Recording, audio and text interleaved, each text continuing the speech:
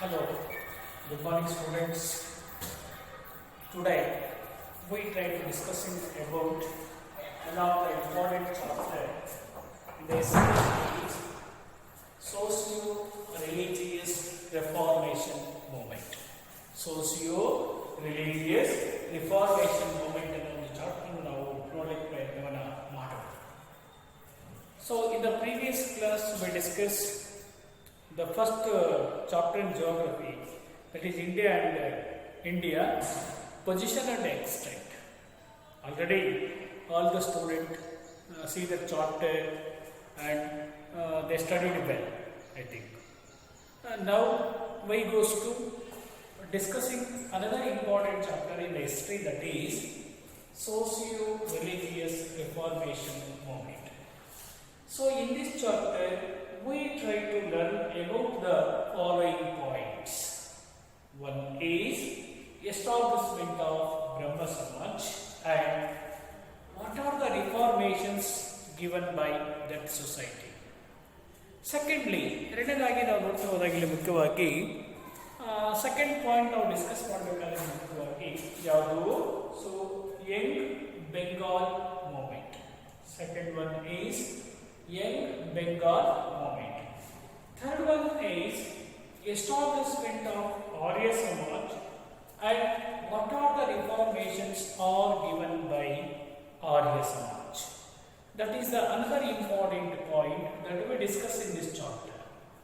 Then fourth one is reformation led by Prarthana Samaj. Reformation led by Prarthana Samaj is also one of the important note that we discuss in this chapter.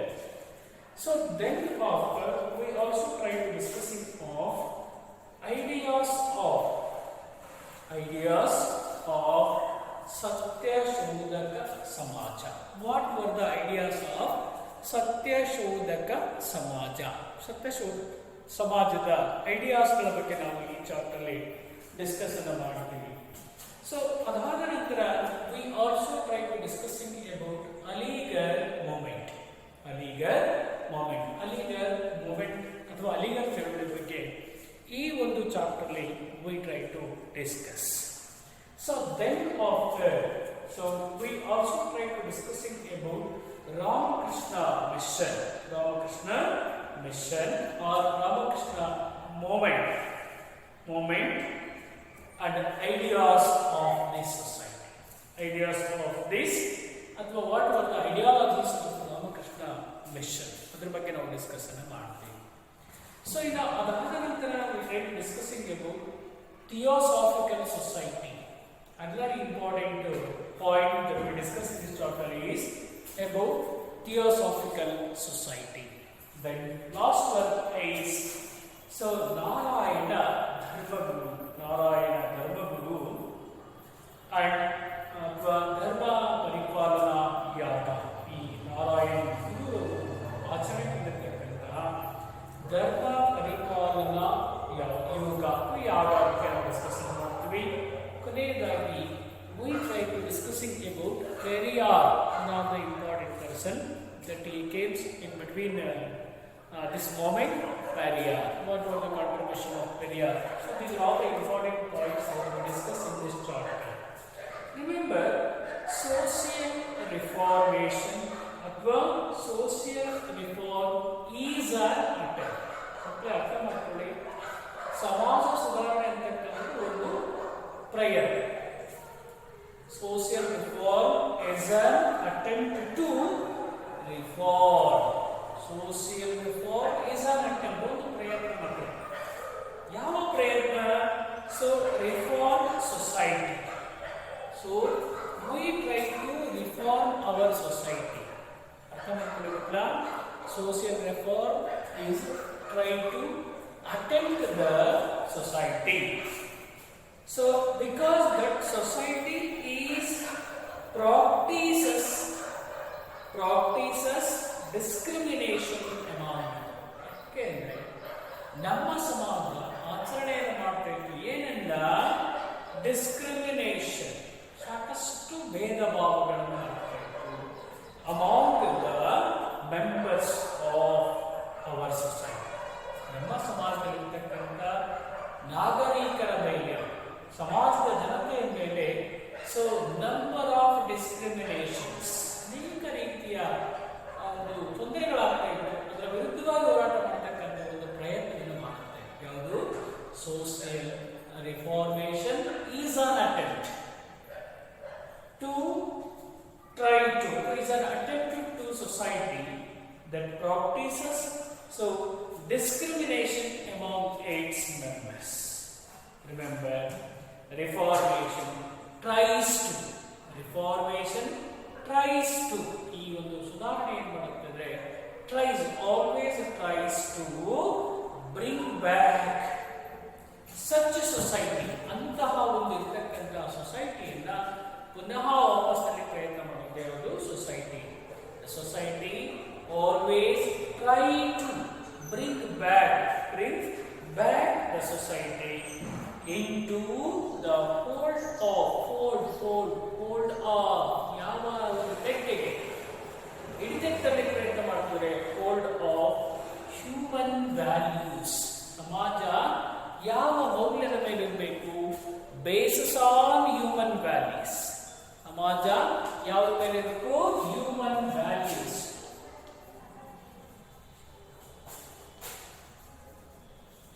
So ಇವುಗಳ ಆಧಾರದ ಮೇಲೆ our society try to bring back. So the society depends upon human values. The basis of what was the basic aim of socio-religious reformation movement ಅಂದ್ರೆ ಯಾವ ಉದ್ದೇಶ ಇತ್ತು? ನಮ್ಮ ಸಾಮಾಜಿಕ ಧಾರ್ಮಿಕ ಸುಧಾರಣಾ ಚಳವಳಿಯ ಮುಖ್ಯ ಉದ್ದೇಶ ಏನು? What was the aim of socio-religious reformation movement? The main aim of this reformation to declare the value of individuals. ಘೋಷಣೆ ಮಾಡತಕ್ಕಂಥದ್ದು ಪ್ರತಿಯೊಬ್ಬ ವ್ಯಕ್ತಿಯ ಮೌಲ್ಯದ ಬಗ್ಗೆ ಘೋಷಣೆ ಮಾಡತಕ್ಕಂಥ.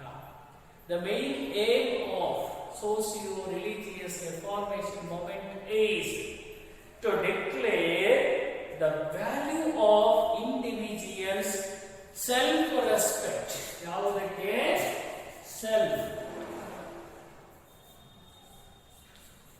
self-respect. ಇದನ್ನ ಡಿಕ್ಲೇರ್ ಮಾಡತಕ್ಕಂಥ ಗುರಿಯನ್ನು ಇಟ್ಕೊಂಡಿತ್ತು. What was the aim of socio-religious reformation movement?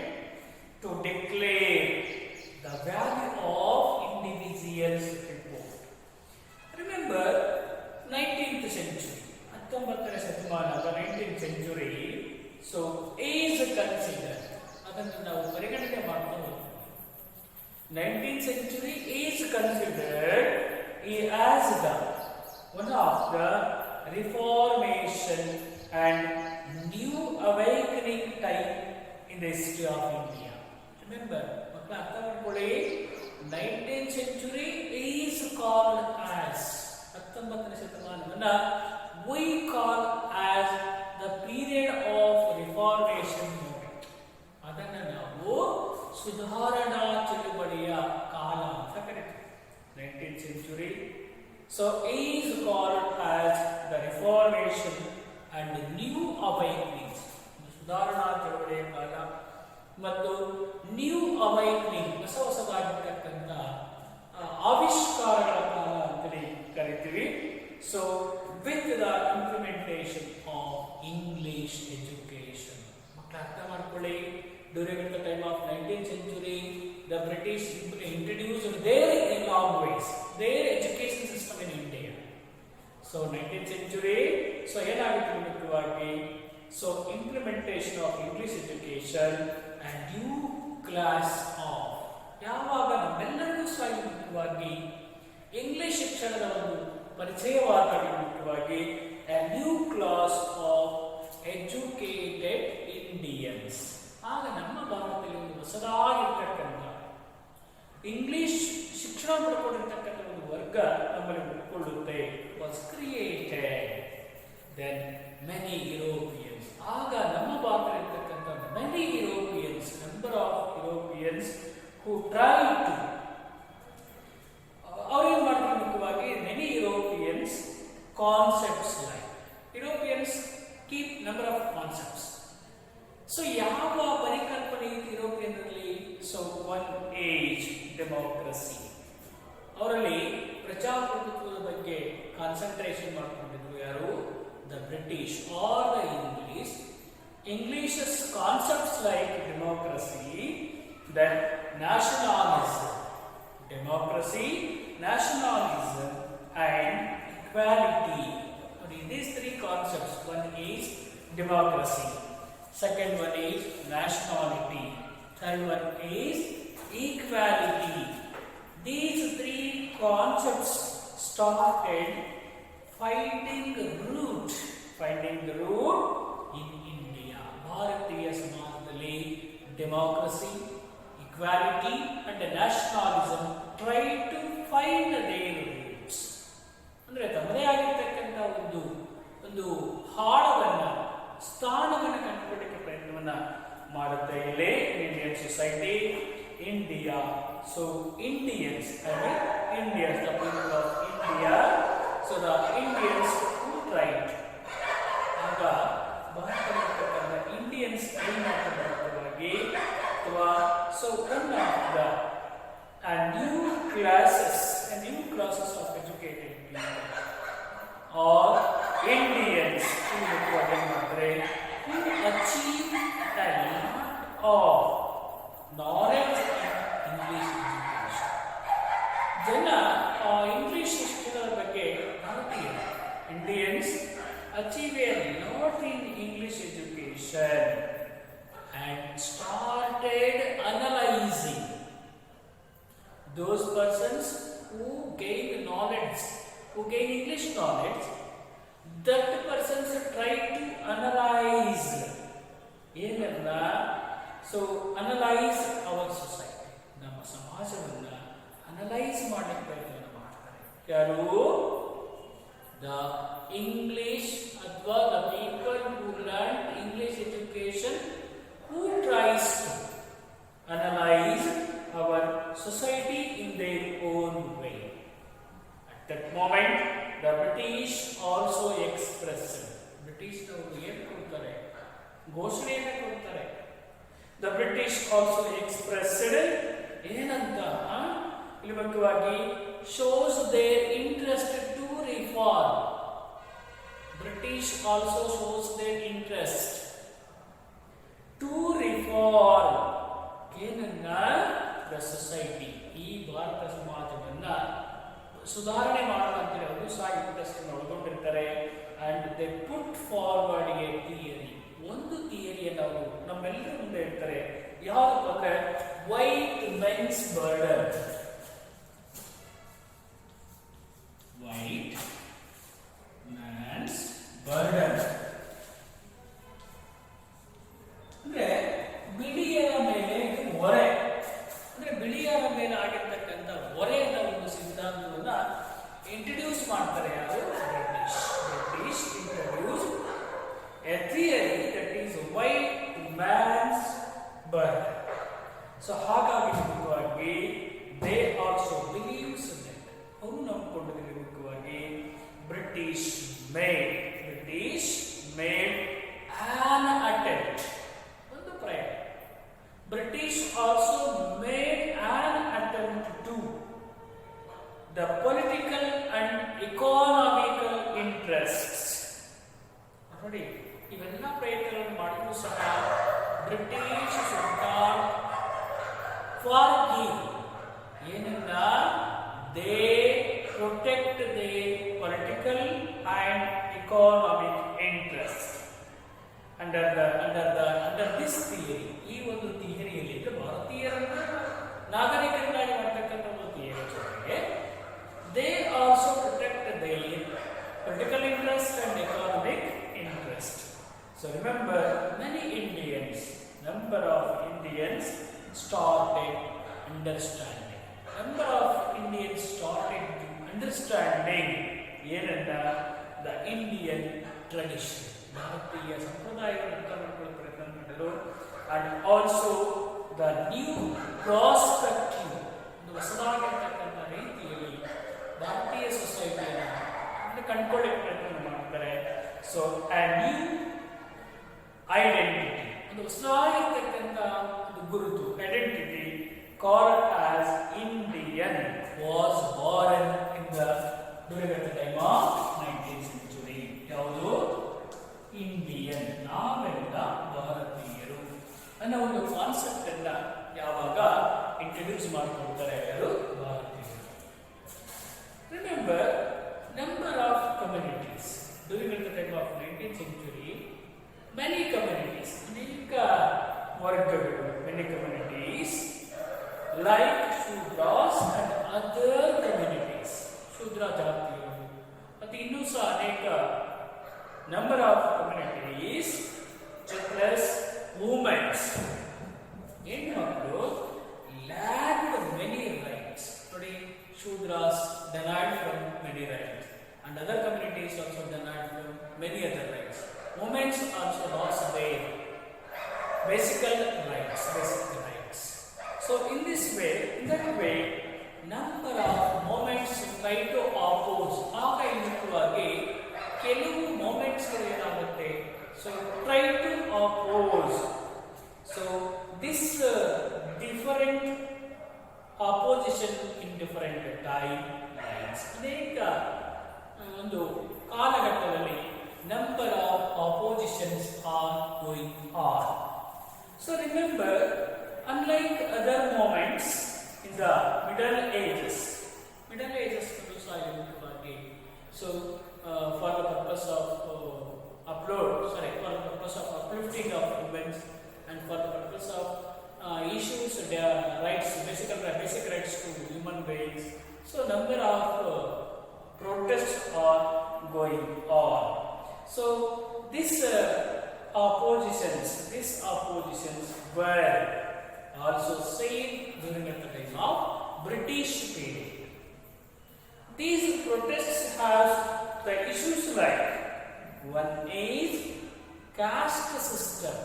ಬ್ರಿಟಿಷರ ಪದ್ಧತಿಯಲ್ಲಿ ಹೋರಾಟಗಳು ಆರಂಭವಾಗಿರ್ತಕ್ಕಂಥದ್ದು ಯಾವ ವಿರುದ್ಧವಾಗಿ ಸಮಾಜದಲ್ಲಿರ್ತಕ್ಕಂಥ ಒಂದು caste system.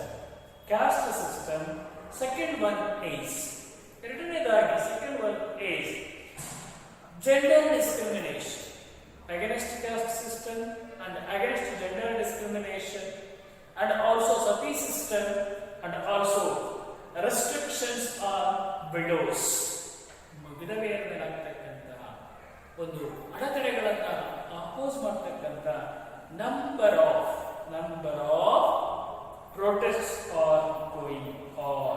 Then finally all these movements were led by, ಎಲ್ಲ ಚಳವಳಿಗಳನ್ನ ಮುಂದುವರಿಸಿರ್ತಕ್ಕಂಥ ಮಹಾನ್ ನಾಯಕರು ಯಾರ್ಯಾರು?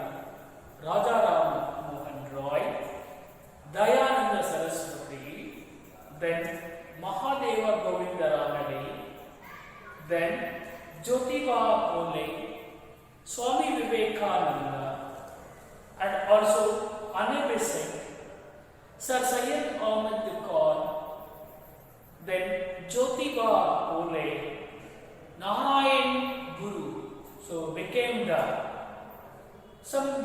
part of these movements. So one of the main features of this protest is,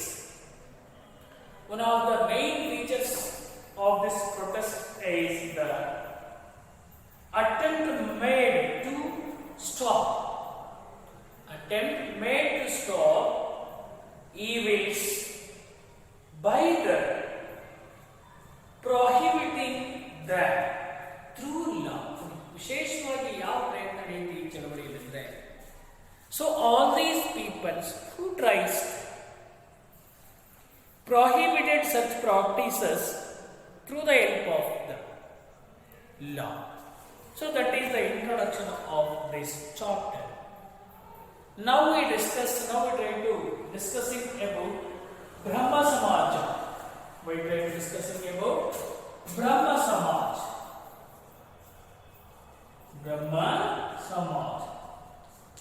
So that is these points are in the introduction.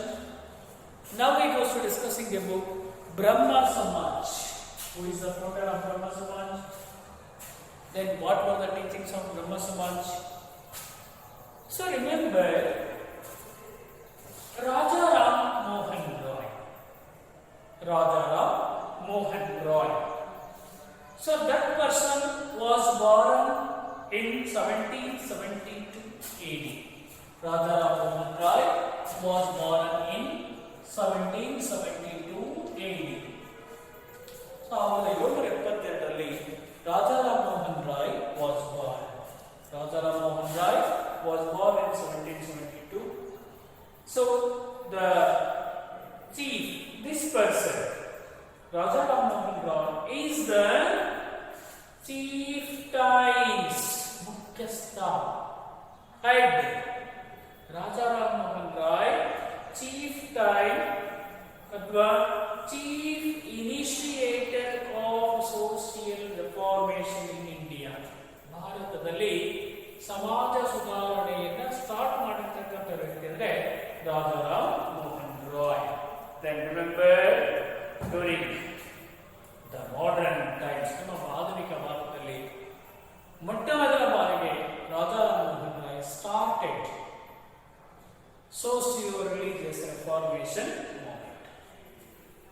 This person, Rajaram Mohan Roy, had a deep knowledge.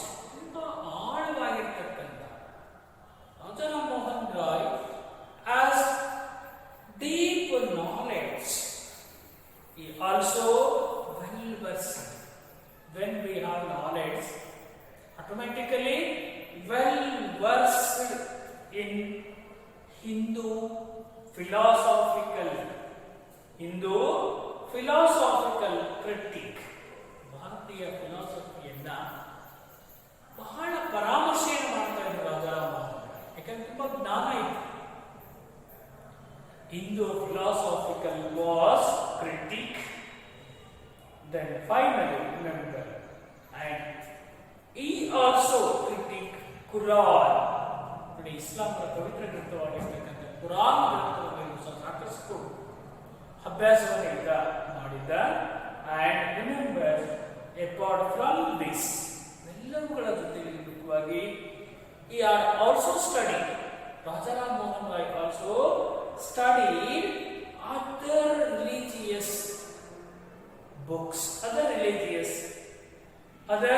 religions founded in Indian society. ಭಾರತೀಯ ಸಮಾಜದಲ್ಲಿ ಬರ್ತಕ್ಕಂಥ ಇತರೆ ಧರ್ಮಗಳ ಬಗ್ಗೆ ಇದ್ದ ಅಭ್ಯಾಸವನ್ನು ಮಾಡ್ತಾ ಇದ್ದ. And also this person studied the various religions found in India critically. ಪರಾಮರ್ಶೆಯನ್ನು ಮಾಡ್ತಾ ಇದ್ದ Rajaram Mohan Roy. Then finally, so he also learned, ಏನು ಕಲಿತಾನೆ, Hebrew and Greek language. ಅರ್ಥ ಮಾಡ್ಕೊಳ್ಳಿ. Rajaram Mohan Roy also learned Greek language and Hebrew language for the purpose of to read Bible. Bible ಗ್ರಂಥವನ್ನು ಓದಲಿಕ್ಕೋಸ್ಕರವಾಗಿ Rajaram Mohan Roy Greek and Hebrew languages ಗಳನ್ನು ಕಲಿತುಕೊಳ್ತಾನೆ. ಯಾರು? Rajaram. This Rajaram Mohan Roy started ಆತ್ಮೀಯ ಸಭಾ. ಮಕ್ಕಳು ಅರ್ಥ ಮಾಡ್ಕೊಳ್ಳಿ.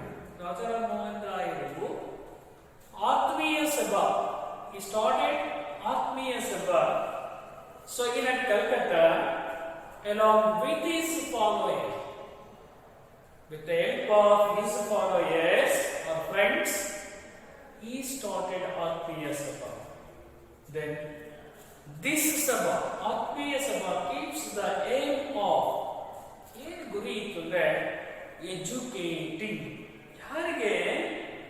Socio religious so maladies from the society of Bengal. ಅಂದ್ರೆ ಸಾಮಾಜಿಕವಾಗಿರ್ತಕ್ಕಂಥ ಸೋಷಿಯೋ ರಿಲಿಜಿಯಸ್ ಮಲಾಡೀಸ್, ಮಲಾಡೀಸ್ ಅಂದ್ರೆ ಅಬ್ಸ್ಟ್ಯಾಕಲ್ಸ್. ಇವುಗಳಲ್ಲಿ ಬಂಗಾಳ ಸಮಾಜದಿಂದ ಹೊರ ಆತ್ಮೀಯ ಸಮಾಜದಲ್ಲಿರ್ತಕ್ಕಂಥ Rajaram Mohan Roy and his friends started Atmiya Samaj Calcutta with the aim of ಏನ್ ಮಾಡಲು ಮುಖ್ಯವಾಗಿ ಎರಾಡಿಕೇಟಿಂಗ್ ಹೇಗಾಗ್ತಕ್ಕಂಥ ಏನನ್ನ socio religious maladies in Bengal society. Then he started ಅವರು ಪ್ರಾರಂಭ ಮಾಡ್ತಾರೆ ಯಾವೆಲ್ಲ Brahma Samaj in the year of 1828. Who Rajaram Mohan Roy started Brahma Samaj in 1828. 1828ರಲ್ಲಿ ಬ್ರಹ್ಮ ಸಮಾಜವನ್ನು ಪ್ರಾರಂಭ ಮಾಡ್ತಾರೆ ಯಾರು? ರಾಜಾರಾಮ್ ಮೋಹನ್ ರಾಯ್ ಸ್ಟಾರ್ಟೆಡ್ ಬ್ರಹ್ಮ ಸಮಾಜ್. ಏನಕ್ಕೆ? Why he started Brahma Samaj?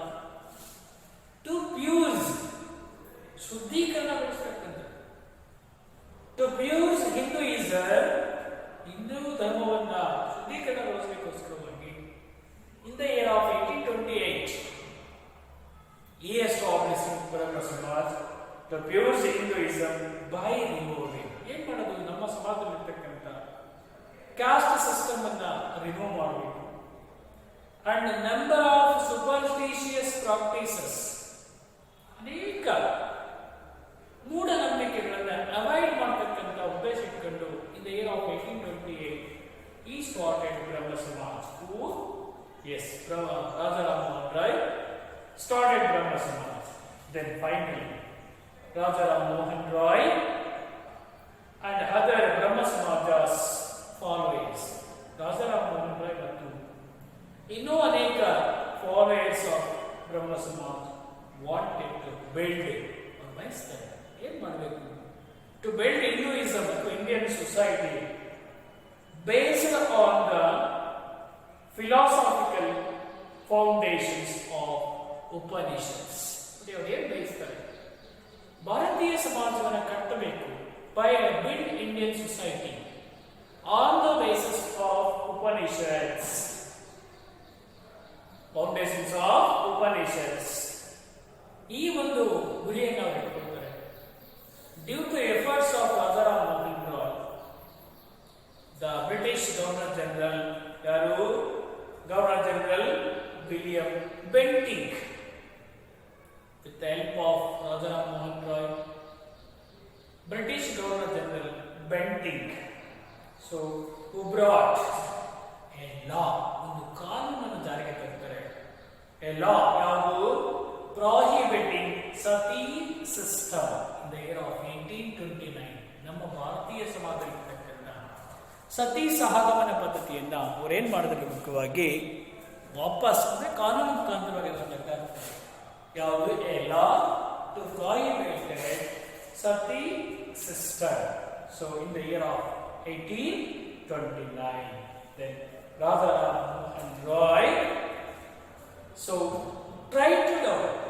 Rajaram Mohan Roy try to develop, ಪ್ರಯತ್ನ ಮಾಡ್ತಾರೆ. ಏನಕ್ಕೆ? ಮುಖ್ಯವಾಗಿ ಸೊ ಇಲ್ಲಿ try to develop rationality among the people. ವೈಚಾರಿಕತೆ ಬರಬೇಕು, ರ್ಯಾಷನಾಲಿಟಿ ಬರಬೇಕು.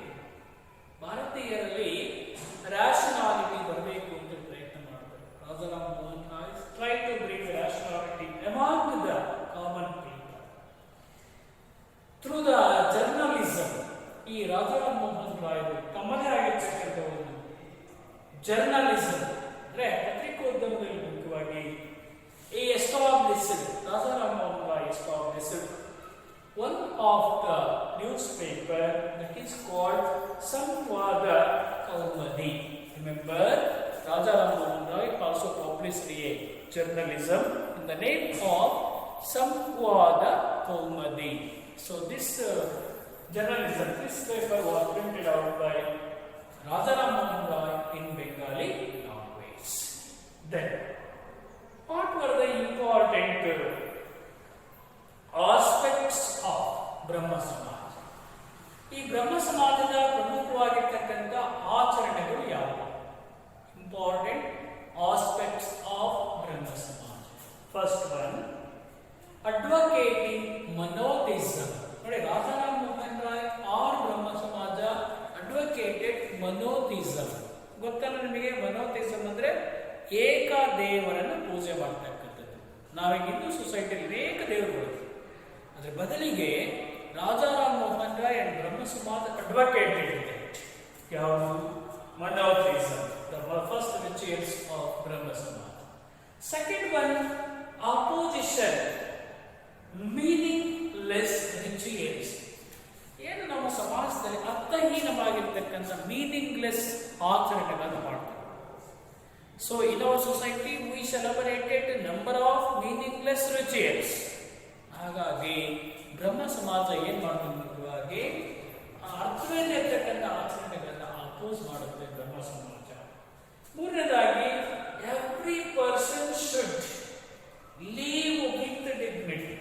ಪ್ರತಿಯೊಬ್ಬ ಮನುಷ್ಯನೂ ಸಹ ಈ ಮುಖ್ಯವಾಗಿ ಗೌರವಯುತವಾಗಿರ್ತಕ್ಕಂಥ ಡಿಗ್ನಿಟಿ.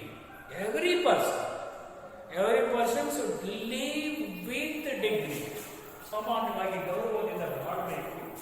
ಸೊ ನೋ ಲಾ, ಯಾವುದೇ ಕಾನೂನು and no rituals should violate this promise. ಯಾವುದೇ ಕಾನೂನು ಬರಬಾರ್ದು, ಯಾವುದೇ ಆಚರಣೆ ಬರದಂಗೆ ಎವ್ರಿ ಪರ್ಸನ್, ಪ್ರತಿಯೊಬ್ಬ ಮನುಷ್ಯನು ಸಹ ಇದಕ್ಕೆ ಗಂಭೀರವಾಗಿ ಬಾಳಬೇಕು ಅಂತೇಳಿ ರಾಜಾರಾಮರು ತಮ್ಮ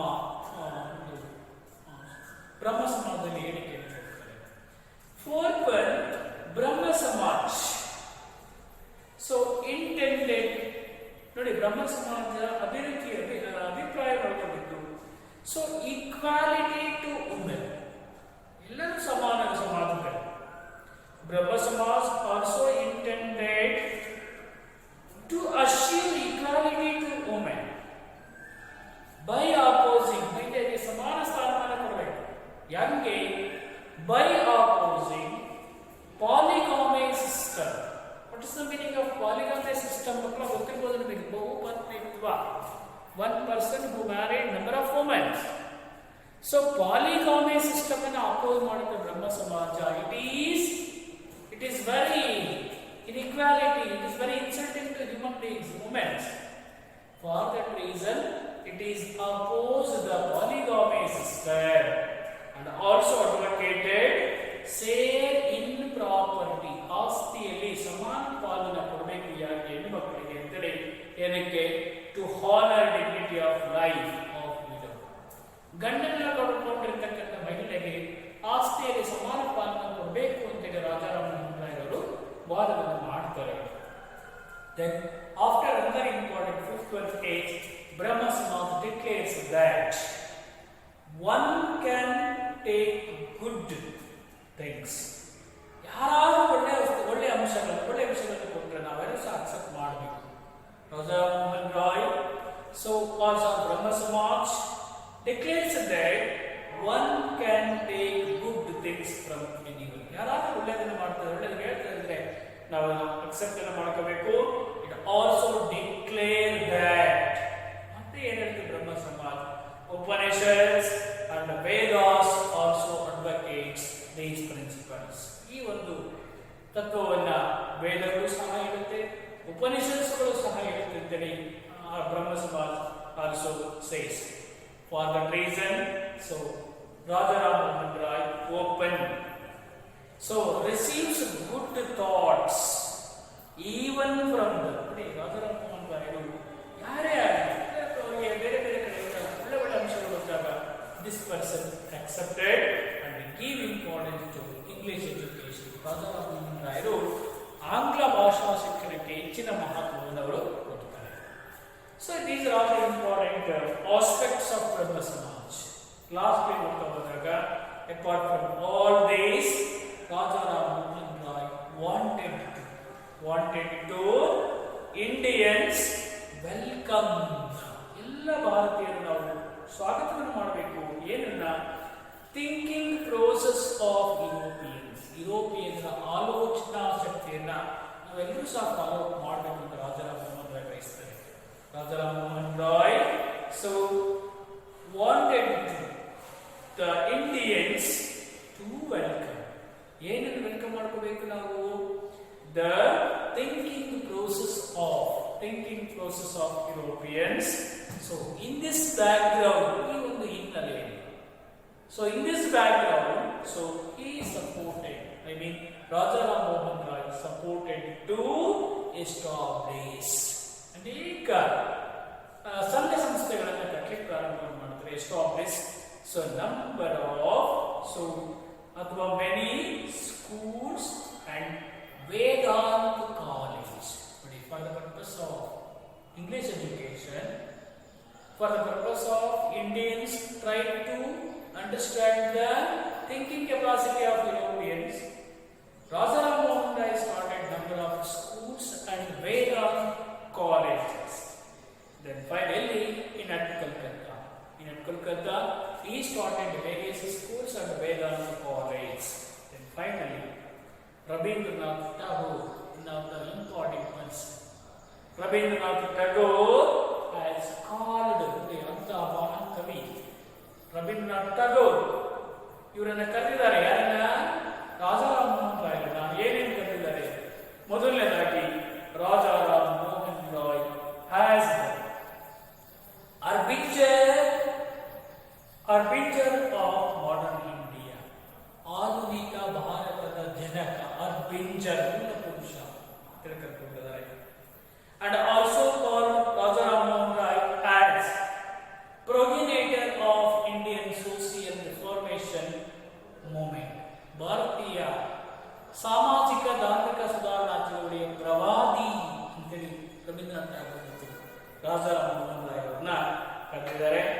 finally this Rabindranath Tagore also summarized ಅವಲೋಕನವನ್ನು ಮಾಡಿದ್ದಾರೆ contributions of Raja Ram Mohan Roy, so and also Brahma Samaj to Indian society or to Indian social reformation.